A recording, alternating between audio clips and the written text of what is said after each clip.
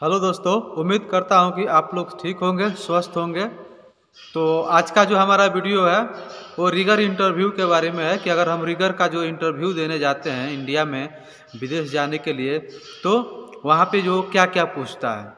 तो अगर आप इंटरव्यू के लिए जाते हैं, अगर रिगर का इंटरव्यू देने आप जाते हैं, तो आपसे वो रिगिंग से रिलेटिव, सेफ्टी से रिलेटिव, वर्किंग हाइट से रिलेटिव ये सब सवाल वो पूछता है। रिगिंग का जो टूल्स है उससे रिलेटिव, क्रेन से रिलेटिव, तो यही सब वो जो क्लाइंट है पूछेगा आपसे।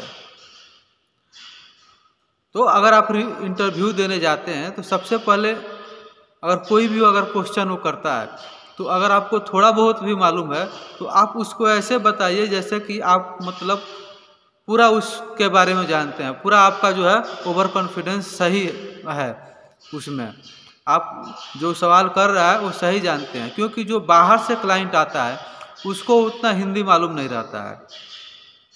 तो उसके साथ में जो है एक ऑफिस का जो है वहाँ पे जो भी बम्बई, दिल्ली, बड़ौदा, जो भी जहाँ भी आप ऑफिस में जाएंगे वहाँ पे जो है एक ऑफिस का आदमी उस क्लाइंट के साथ रहेगा। तो अगर आप थोड़ा बहुत गलत भी बोलते हैं तो वो जो अगर वो ट्रांसलेट करता है उसको हिंदी से, अगर इंग्लिश ट्रांसलेट करता है तो वो बता देगा, कोई दिक्कत नहीं होगा उसको। लेकिन अगर आप पहले ही डर जाते हैं, पहले ही आपके अंदर होपलेस हो जाता है, तो वो आपका जो चेहरा जो है, आपका जो हाव भाव है देख करके वो समझ जाएगा कि ये आदमी नया है। तो इसलिए कहीं भी इंटरव्यू देने जाइए तो अपने अंदर से जो डर है उसको पहले निकालिए। तो पीपीई के बारे में पूछ सकता है, तो आपको वहाँ बताना पड़ेगा कि पीपीई में जो है हमारा हेलमेट, सनग्लास, हैंड ग्लोव्स, एक ओवरऑल सेफ्टी शूज ये आता है। उसका तो पूछ सकते हैं जो हेलमेट होता है, हेलमेट में कितना इंच का गैप होता है। तो आपको पता है सर, हेलमेट में जो है 1 इंच का गैप रहता है, ताकि अगर कोई भी छोटा मोटा अगर सामान गिरता है हेलमेट पे तो हमारे सर को जो है चोट नहीं लगेगा। उसका बाद रिगिंग से रिलेटिव वो सवाल पूछ सकता है, टूल्स के बारे में पूछ सकता है कि रिगिंग से रिलेटिव टूल्स क्या क्या होता है।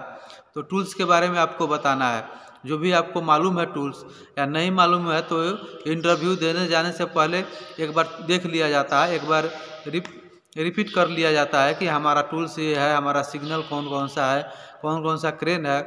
तो ये सब पहले एक बार रिपीट कर लिया जाता है, ताकि जब हम इंटरव्यू में जाते हैं, क्लाइंट के सामने जाते हैं, तो जो है हम भूलें ना, हमको पूरा याद रहे। तो ये सब एक बार रिपीट कर लिया जाता है। तो वो टूल्स के बारे में पूछ सकता है, तो टूल्स में आपको बताना है वायर रोप सीलिंग हो गया, वेब सीलिंग हो गया, डिसाइकल हो गया, चैन ब्लॉक हो गया, टर्नबकल हो गया, चैन पुलर हो गया, टैक लाइन हो गया, चैन सीलिंग हो गया, मास्टर लिंक हो गया। तो ये सब आपको बताना है। उसी प्रकार अगर वो क्रेन के बारे में पूछता है तो क्रेन का भी बताना है आपको कि सर वहाँ हाइड्रोलिक क्रेन हो गया, टावर क्रेन हो गया, मैकेनिकल क्रेन हो गया, जिप क्रेन हो गया। तो ये मतलब नॉर्मली 2-3 क्रेन का आप बताएंगे तो चलेगा, क्योंकि कंस्ट्रक्शन में ज़्यादातर हाइड्रोलिक, मैकेनिकल और टावर क्रेन, मोबाइल क्रेन यही सब चलता है, ओवरहेड क्रेन, तो यही सब चलता है। तो ये आप बता सकते हैं। उसके बाद सिग्नल के बारे में पूछ सकता है, तो सिग्नल में वो कोई भी पूछ सकता है, ऐसा नहीं है कि वो बोलेगा कि मतलब आप लाइन बाय लाइन बताते जाइए सिग्नल, नहीं, वो कोई भी सिग्नल पूछ सकता है। वो इमरजेंसी स्टॉप का पूछ सकता है, वो ये भी पूछ सकता है कि एक हाथ से हम जो है बूम एक्सचेंज का कौन सा सिग्नल दें, चाहे बूम एक्सचेंज का सिग्नल बताओ, या रिट्रैक्ट का बताओ, या बूम ऑफ होइस्ट डाउन का सिग्नल बताओ, तो कोई भी पूछ सकता है। तो जो है सिग्नल जो है वो आपको पूरा कन्फर्म याद रहना चाहिए, मालूम रहना चाहिए। अगर नहीं मालूम है तो इंटरव्यू जाने से पहले आप एक बार रिपीट कर लीजिए, ताकि जो है आपको कंठस्थ हो जाए कि कौन सा सिग्नल कैसा है, किस तरह देना है, तो ज़्यादा अच्छा रहेगा। उसके बाद क्लाइंट जो है हाइट का पूछ सकता है, या टूल्स जो है वो टूल्स रखा हुआ रहता है, वो पूरा कहीं कहीं ऐसा भी होता है कि क्लाइंट जो है पूरा टूल्स रख देता है, एक साइड में रख देता है, नीचे रख देता है, बाद में रिगर को बुलाता है और वो पूछता है कि टूल्स का क्या नाम है और इससे जो है हम कौन सा काम करते हैं, कहाँ पे यूज किया जाता है। तो आपको पूरा मालूम होना चाहिए जो भी हमारा टूल्स है उसका नाम क्या है, उससे वर्क क्या है, उससे हम काम क्या करेंगे। तो ये सब याद रहना चाहिए। जैसे कि अगर मान लीजिए टूल्स रखा हुआ है, लाइन से पूरा टूल्स रखा हुआ, D shackle, shackle, belt, sling, wire of sling, chain block जो भी रखा है पूरा, मतलब ए टू जेड पूरा रिगिंग का सामान रखा है, वो उसमें से आपसे चैन ब्लॉक का पूछ दिया, आपसे पूछ दिया कि ये कौन सा टूल्स है, आपने बता दिया कि सर ये चैन ब्लॉक है।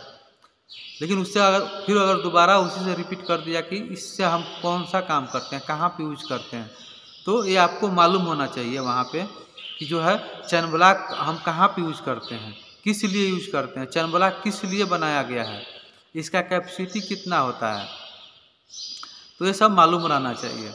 अगर वहाँ पूछता है चैन ब्लॉक की ये चैन ब्लॉक किस लिए कहाँ पे यूज किया जाता है, तो आप बता सकते हैं कि सर इसको जो है इसे हम मैनुअल लिफ्टिंग करते हैं। उसके बाद कुप्पी होता है, कुप्पी होता है उससे उसका भी पूछ सकता है, यानी कोई भी ए टू जेड कोई भी टूल्स का वो पूछ सकता है, उसका कोई ये नहीं है कि ये इसी का पूछेगा। तो इसलिए जितना भी टूल्स है उसके बारे में अच्छा जानकारी होना चाहिए।